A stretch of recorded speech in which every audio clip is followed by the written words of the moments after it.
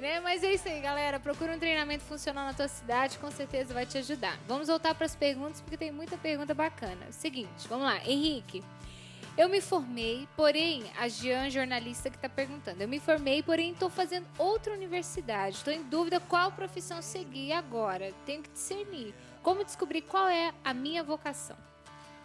Bom, antes de responder, gostaria de mandar um beijo para minha esposa, Michele, né? Que eu não mandei no começo do programa, né? Então agora, né? Lembrei que nem tudo sai conforme planejado, né? Mas dá para consertar, não é verdade? Então é o seguinte, veja, todos nós temos o nosso perfil. Nós temos perfil, temos habilidades, temos determinadas facilidades. Então, eu acredito o seguinte, tem que se fazer um discernimento daquilo. Primeiro, onde é que você tem mais facilidade em atuar? Segundo, aonde há uma maior necessidade para ser atendida? Esse é um segundo ponto. Tem também um terceiro ponto que nós indicamos no livro Deus tem um plano para você. Até eu não me lembro aí, Daniel, você pode me dar uma ajuda? Qual que é? Está na página 97 aqui do nosso livro. Então, o que você mais gosta de fazer? Quais são os seus talentos? Existe uma necessidade para suprir e o que te dá paz? As 4 coisas. Exatamente, o que te dá paz, né? Esse discernimento, inclusive, vem assim, de uma interiorização em que você consegue aí ver quando eu vou tomar uma decisão, o que é que me dá paz? Então, repassando. Primeiro, aonde você flui melhor, onde você tem mais facilidade. Segundo, há uma necessidade de ser atendida. Aptidões, aí que o terceiro. Aptidões. E o que te traz paz. E o que te traz paz. Então, existem alguns critérios para você discernir aonde você vai investir mais. Bacana, você pode adquirir este livro, né? Aqui pela Canção Nova também, loja.cançãonova. Vendemos 2 unidades, uma para minha esposa, outra para a esposa do Henrique. Não, brincadeira, uma editora muito boa, Thomas Nelson, Sim, grande. bem Não, minha família é grande, todo mundo comprou. Então, bacana. E esse livro, ele lendo aqui, né? Deus tem um plano para você, a gente falando sobre essa realidade de trabalho e tudo mais. E onde entram os meus planos? Onde entram os meus sonhos diante disso tudo? Porque se Deus tem um plano para mim, parece que já tem um destino, né, traçado. E a gente sabe que não é assim e nem é essa a proposta de vocês, né? A gente sabe muito bem.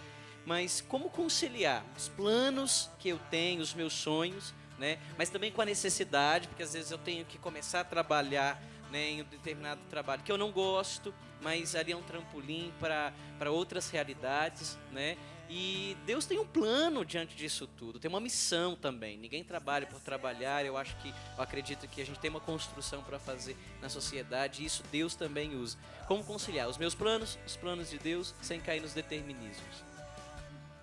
olha, eu acho que existem alternativas que Deus coloca na tua vida. E essa questão, por exemplo, de você começar por uma coisa que você não gosta. Eu me lembro que o Daniel Godry, o pai, né, numa palestra que esse dia falava, não dá para você fazer sucesso fazendo só o que você gosta. Mas tem a questão também seguinte, se você é fiel naquele pouco que você tem hoje, e aí entra o plano de Deus, Deus vai confiar mais, vai te trazer, hoje talvez você faça uma coisa que não te satisfaça, mas se você for fiel nessa coisa que hoje não te satisfaz, você fizer bem feito, não só as pessoas de maneira natural vão notar isso, a excelência que você está colocando no seu trabalho, a dedicação, o teu caráter até, mas também a providência de Deus age, porque se você for fiel no pouco, Deus vai confiar mais. Ele vai trazer. Eu digo isso na minha vida pessoal. Eu me lembro quando eu comecei a minha carreira, eu comecei a trabalhar, eu sou engenheiro. Sim. Comecei trabalhando na área técnica. É uma área que eu gosto, mas não é a minha paixão. Com o tempo, eu posso dizer que apliquei princípios de Deus e foi mudando aos poucos o meu perfil de trabalho, a minha atuação. Hoje trabalho com a área de gestão, que é uma área que eu sou apaixonado. Então você veja, foi uma conquista e ao mesmo tempo um dom de Deus, conquistado pouco a pouco, paulatinamente. Eu vejo assim, Henrique e Adriano, Deus respeita a tua liberdade, a gente sabe disso como cristãos, né? A gente pode escolher ou não, né? Hoje eu assisti uma missa aqui na Canção Nova, daquela música da Celina Borges, tudo posso naquele que me fortalece. Vou perseguir tudo aquilo que Deus já sonhou para mim, né? Deus, ele sonhou com a gente já no projeto, já antes da gente existir, né? E ele imaginou algo para nós, que nós podemos aceitar ou não, né? Conforme as nossas aptidões. Então veja, e aonde que fica o meu sonho, né? Na verdade, quando o meu sonho se cruza com o sonho de Deus, eu sou realizado. As duas coisas, elas não são antagônicas.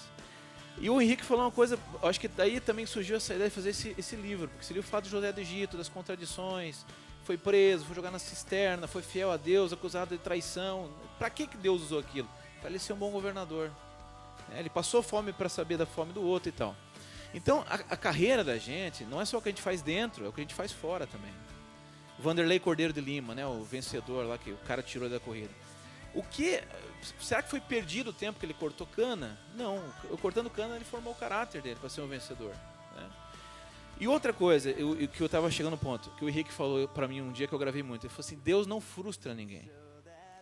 Deus não vai querer um Adriano frustrado. Por exemplo, meu sonho, Adriano, antes da minha conversão, eu narro a minha conversão no livro Querer Ser o Poder de Deus, né? Me converti lá, ou iniciei minha conversão na comunidade Vale do Saron. Vale do Saron. O meu sonho era antes, meu sonho mundano, assim, eu gostava de TV, gostava muito de TV. Eu era magro, eu tinha 83 quilos, hoje estou com 122, tinha 40 quilos, eu era bem magro. E eu fazia propaganda em TV e tal, era muito vaidoso, passava 7 horas na academia e tal.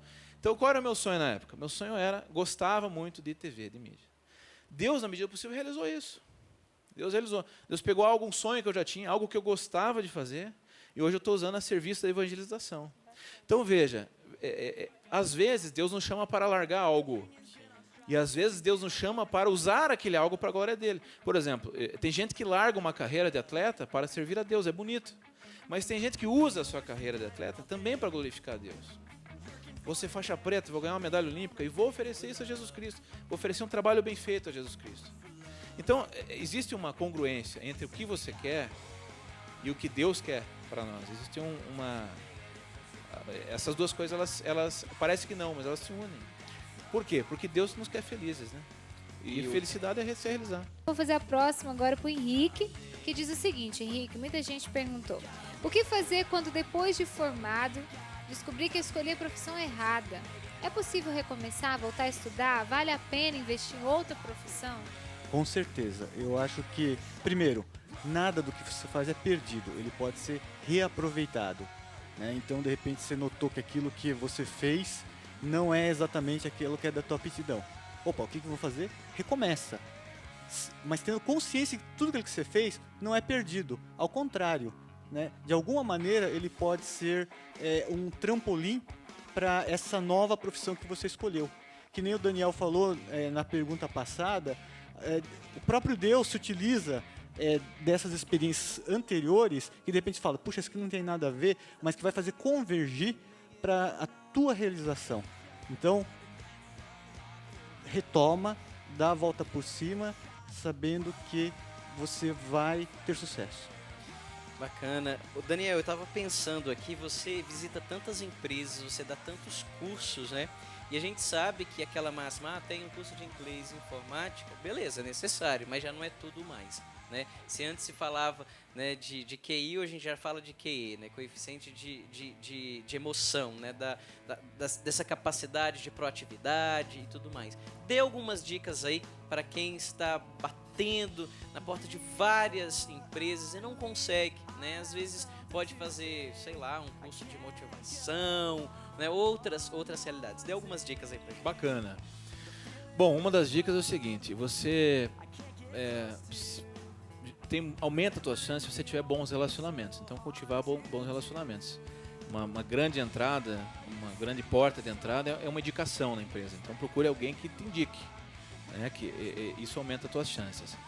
Segunda coisa, você falou em curso e tal, isso é necessário, mas já não é diferencial mais. Vamos dizer assim, já é obrigação, né? Já cada vez menos é um diferencial. Terceira coisa, eu acho que você deve mostrar, não tenho certeza, deve mostrar empolgação. O que as pessoas querem? O que os empregadores querem? Alguém que tenha vontade de aprender, alguém que tenha vontade de fazer, alguém que tenha... E outra coisa, Adriano, na entrevista, ser sincero também. Os pesquisadores mediram o seguinte, quando você é sincero, ou seja, você não chega lá como o salvador da pátria, você tem uma chance maior de conseguir emprego. Quando você diz assim, olha, eu sou bom nisso e isso, mas também tenho dificuldade aqui, tenho algo aqui a melhorar, mas estou disposto a aprender. Isso é importante, sabe? Porque quando você, por exemplo, vai vender um carro e você fala que o carro é excelente, é lindo, é maravilhoso e tal, isso gera desconfiança, né? Então, ser um pouco humilde também, não se humilhar, mas ser um pouco humilde também faz te dá uma chance maior de abertura. Ah, mas eu não conheço ninguém influente. Se você conhecer uma pessoa que conheça muita gente influente, você já está feito, né? Você não precisa conhecer muita gente influente. Se conhecer uma pessoa que conheça muita gente influente, já é uma grande porta de entrada, né?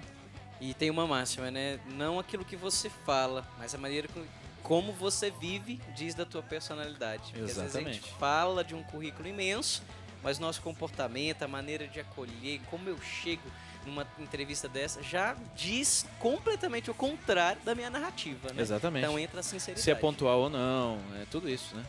Bacana, muito obrigado, Daniel. Eu que agradeço, Nosso prazer. tempo é tão curto, né, Mas pra foi bem gente aproveitado hoje. aproveitar o currículo de vocês, mas também essa experiência, essa hombridade, essa capacidade de fazer relação, né, da caminhada com Deus, mas uma realidade de trabalho. Muito obrigado. Eu que agradeço. Deixo a última dica da noite, a dica do CML.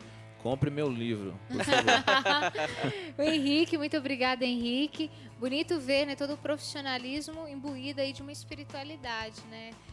A gente vê que você é um homem de Deus, profissional de Deus, assim como Daniel. Que bonito poder mostrar, ter uma referência dessa para a juventude de hoje. Obrigado, é uma oportunidade ímpar estar aqui nesse programa, aqui na Canção Nova, que também faz parte da minha história, né, Canção Nova. E eu vou dar a segunda dica da noite aqui, o Daniel deu a primeira. Compre o livro aqui, ó. É aqui, né? Compre o livro, ok? É uma Esses são dupla, marqueteiros de né?